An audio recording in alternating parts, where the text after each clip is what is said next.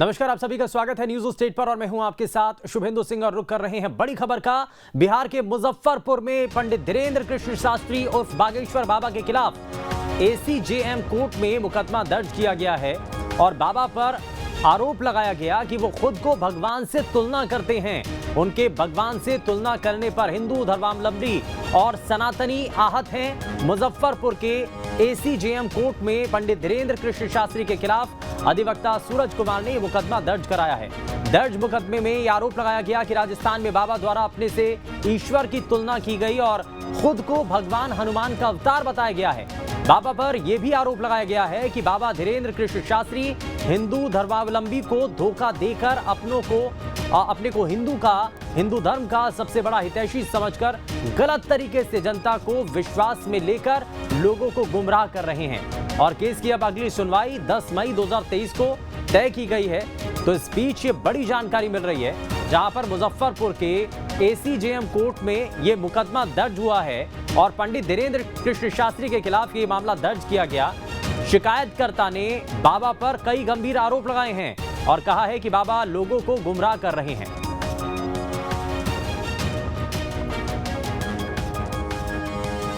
मैंने आज माननीय एसीजेएम सब जज एक पश्चिमी के न्यायालय में एक परिवाद पत्र धीरेन्द्र शास्त्री के खिलाफ दायर किया है, जिसमें मैंने आरोप लगाया है कि धीरेन्द्र शास्त्री को विभिन्न चैनलों द्वारा हनुमान का अवतार बताया जा रहा है और यह लगातार जो है अपने को भगवान मानने के लिए लोगों को उत्सुक कर रहे हैं। लोग इनकी विचारधारा है कि हम भगवान के अवतार हैं और इस तरह से मनगढ़ंत बातों से लोगों को प्रभावित कर रहे हैं।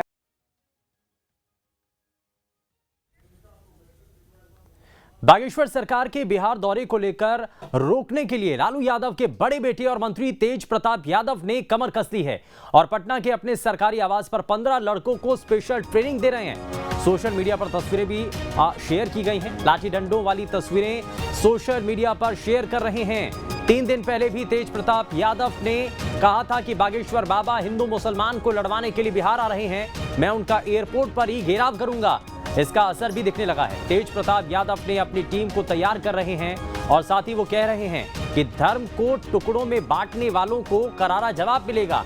तो इस पीछे बड़ी जानकारी और इस दौरान तेज प्रताप यादव का ये ऐलान है और बाकायदा ट्विटर के जरिए भी कहा गया है कि धर्म को टुकड़ों में बांटने वालों के खिलाफ ये इस तरीके का जो कदम है वो उठा रहे हैं, करारा जवाब मिलेगा।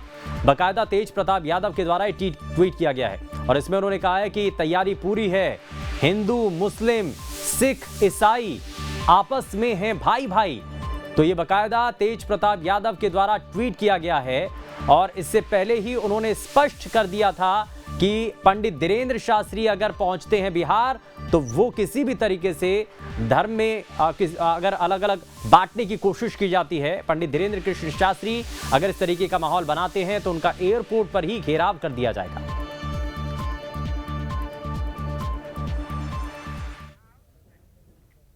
बाबा बागेश्वर को लेकर बिहार सरकार के मंत्री तेज प्रताप यादव के ट्वीट पर सियासी घमासान मच चुका है। बीजेपी ने संतों और धार्मिक लोगों का विरोध करना आरजेडी की संस्कृति बता दिया और अपराधियों के संरक्षण का आरोप लगाया है। वहीं कांग्रेस ने कहा है कि सनातन संस्कृति में हम भी विश्वास करते हैं, धार्मिक लोगों को तोड़ने की नहीं बल्कि जोड़ने की बात कहनी चाहिए, साधु संतों को राजनीति में नहीं पड़ना चाहिए। वहीं आरजेडी ने अपने नेता के बयान पर कहा है कि बिहार में कोई भी आए उसका स्वागत है, बिहार में धार्मिक फासीवाद नहीं चलेगा। देखिए, ये कोई आश्चर्य की बात नहीं है। ये सारे असंस्कारी लोग हैं, ये सारे लोगों का दंगाई हैं, ये जात पात कराने वाले हैं, ये सब बिहार के नीरो हैं। रोम जल रहा था, नीरो बंसी बजा रहे थे। ये आपसी विभेद करा करके ये लोग को संत महात्मा से क्या मतलब है?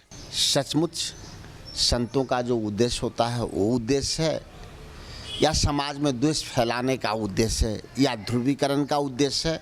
अगर मनसा नेक हो और कोई भी कहीं यात्रा करता है तो मुझे नहीं लगता है किसी बात का एतराज किसी को होना चाहिए, बशर्ते मनसा नेक होना चाहिए।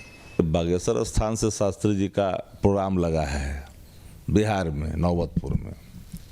आए जाएं, कोई विषय नहीं है। बिहार में बिहार करने की तो पूरी छूट है, कानून का राज है, लेकिन आपका जो भाषा है वो सनातन कर्तव्यों से अलग है। हम भी सनातन धर्म के मानने वाले लोग हैं। इस देश के सनातन धर्मों को अगर खतरा है तो सनातनी फासीवाद से है, जिनकी भाषा सदैव मानव मूल्यों को विखंडित करता है।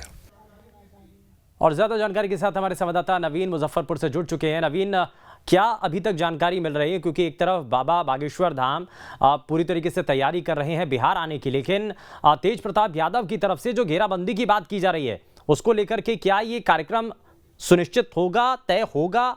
ये कार्यक्रम तय समय पर होगा, इसको लेकर के बड़ा सवाल है। क्या जानकारी है? जी, मुजफ्फरपुर की सब अदालत में चूंकि बाबा बागेश्वर धाम पर मामला दर्ज किया गया है और यह कहा गया है कि भाई ये भेदभाव फैला रहे हैं और पूरी तरह से उनको मामला दर्ज किया गया है। और मामला दर्ज करने के बाद अभी तक की हालांकि आगे की सुनवाई होनी बाकी है, लेकिन अभी तक जो मामला है दर्ज है, उनके वकील का कहना है कि जिस तरह से उनका भेदभाव बागेश्वर धाम की तरफ से हो रहा है तो निश्चित रूप से कहीं हो सकता है मामला, ये चूंकि अदालत का बात है, अदालत में जाने के बाद भी वो मामला आगे क्या कार्रवाई होती है ये देखना बड़ा दिलचस्प होगा। जी, लेकिन जिस तरीके से इसमें शिकायतकर्ता की तरफ से जो सवाल उठाए गए हैं उसका कोई आधार भी बताया गया है क्या?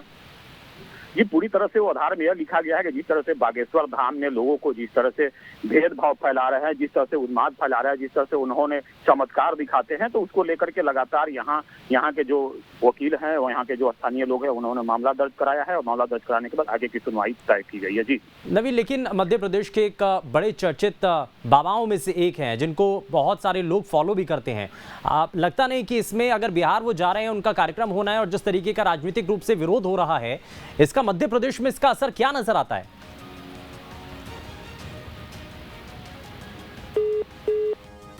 लगता है शायद संपर्क टूट गया है, लेकिन शिकायतकर्ता ने बाबा पर कई गंभीर आरोप लगाए हैं और जाहिर तौर पर सवाल यह भी उठाया गया है कि बाबा लोगों को गुमराह कर रहे हैं। ये शिकायतकर्ता ने दरअसल इन बातों को आधार बना करके ये मामला दर्ज कराया है और कोर्ट तक पहुंचे हैं। मुजफ्फरपुर के ACJM कोर्ट में मुकदमा दर्ज किया गया है। बहुत शुक्रिया नवीन इस पर जानकारी देने के लिए। तो बाबा के खुद की तुलना भगवान से करने को लेकर के सवाल उठा दिए गए हैं और गंभीर आरोप शिकायतकर्ता के द्वारा लगाए गए हैं।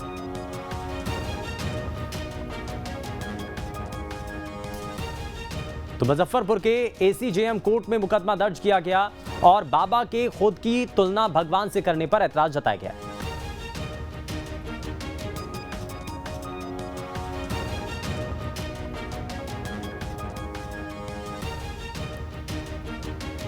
तो पंडित धीरेन्द्र कृष्ण शास्त्री, जो कि बिहार में उनका कार्यक्रम भी होना है, लेकिन उससे पहले ही सियासत इस पूरे मामले को लेकर के होती हुई नजर आ रही है। तेज प्रताप यादव जो कि कहते हुए नजर आ रहे हैं, बाकायदा उनका ट्वीट भी हमने आपको दिखाया, वही कहते हुए नजर आ रहे हैं कि अगर वो एयरपोर्ट पर पहुंचते हैं तो वहां पर उनका घेराव कर दिया जाएगा। ज्यादा जानकारी के साथ हमारे संवाददाता जितेंद्र हमारे साथ जुड़ चुके हैं। जरा जितेंद्र का रुख कर लेते हैं। जितेंद्र, जरा एक चीज बताइए कि ये जो बाबा धीरेन्द्र शास्त्री का जो कार्यक्रम है बिहार में होना है, लेकिन उससे पहले इस पर राजनीति होती हुई नजर आ रही है। मध्य प्रदेश में बहुत सारे ऐसे लोग हैं जो कि उनको फॉलो करते हैं, इसका असर मध्य प्रदेश में क्या?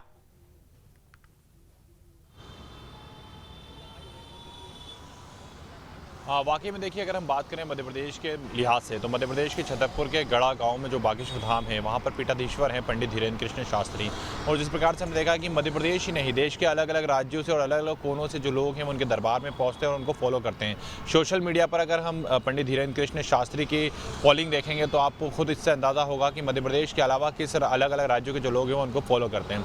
लेकिन पिछले कुछ दिनों से हम ये देख रहे हैं कि पंडित धीरेन्द्र कृष्ण शास्त्री कहीं ना कहीं विवादों से घिरते जा रहे हैं। अभी हाल ही में हमने देखा था कि किस प्रकार से उन्होंने भगवान सहस्त्रबाहु को लेकर जो बयान दिया था, उसके बाद लगातार उनके ऊपर मध्य प्रदेश में भी अलग अलग जगहों पर प्रदर्शन देखने को मिले, उनके खिलाफ आलोचनाएं की गई, जिसके बाद उन्होंने फेसबुक पर, सोशल मीडिया पर माफ़ी मांगी और कहा कि उन्होंने शास्त्रों के आधार पर जो अपनी बात थी वो कही थी।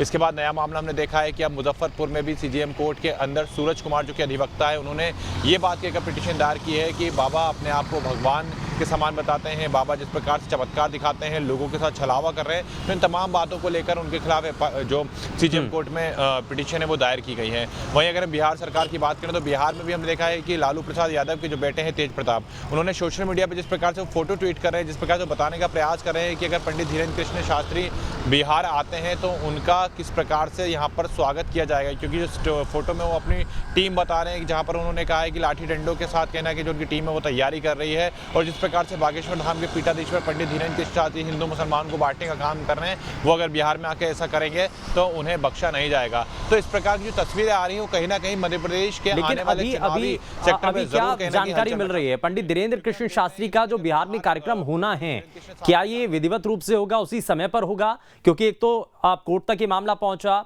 शिकायतकर्ता की तरफ से बहुत सारे गंभीर आरोप लगाए गए हैं, वहीं तेज प्रताप यादव जो कि कहते हुए नजर आ रहे हैं कि एयरपोर्ट पर ही उनकी घेराबंदी कर ली जाएगी, तो ऐसे में कार्यक्रम होगा?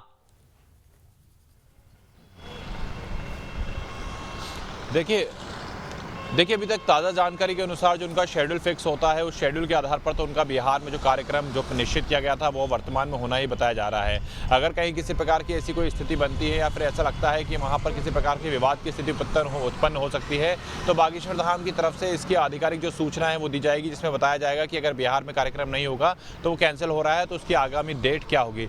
लेकिन वर्तमान में जो तारीखें तय की गई हैं उन्हीं तारीखों के आधार पर जो कार्यक्रम है वो होना बताया जा रहा है। लेकिन ऐसा माना जा रहा है कि बागेश्वर धाम पंडित के जो पीठाधीश्वर है पंडित धीरेन्द्र कृष्ण शास्त्री, उनका जो कार्यक्रम है अगर वो बिहार में जाते हैं और वहाँ पर किसी प्रकार से उनके खिलाफ इस प्रकार की जो तस्वीरें हम देखने को मिल रही हैं कि उनका विरोध करने की जो बात निकल कर आ रही है, वाकई में उसका मध्य प्रदेश में काफ़ी ज़्यादा असर पड़ने वाला है, क्योंकि मध्य प्रदेश में चुनावी वर्ष है और ऐसे में इस चुनावी वर्ष में कहीं ना कहीं भारतीय जनता पार्टी भी इस बात को पूरी तरीके से गेन करने की कोशिश करेगी कि बीजेपी पूरी तरीके से एक वैसी पार्टी है जो धर्म का सम्मान करती है, आदर करती है, और ऐसे में जो दूसरे दल हैं वो कहीं ना कहीं हमारे जो सनातन धर्म के जो संत होते हैं उनके खिलाफ इस प्रकार की धारणाएं रखती हैं। तो ये कहीं ना कहीं आने वाले समय में मध्य प्रदेश के चुनाव में एक अलग ही असर दिखा सकता है। तो अब इसका असर क्या होगा, इस पर सभी की नजर आकर के बनी हुई है। खैर बहुत शुक्रिया जितेंद्र इस पर जानकारी देने के लिए। लेकिन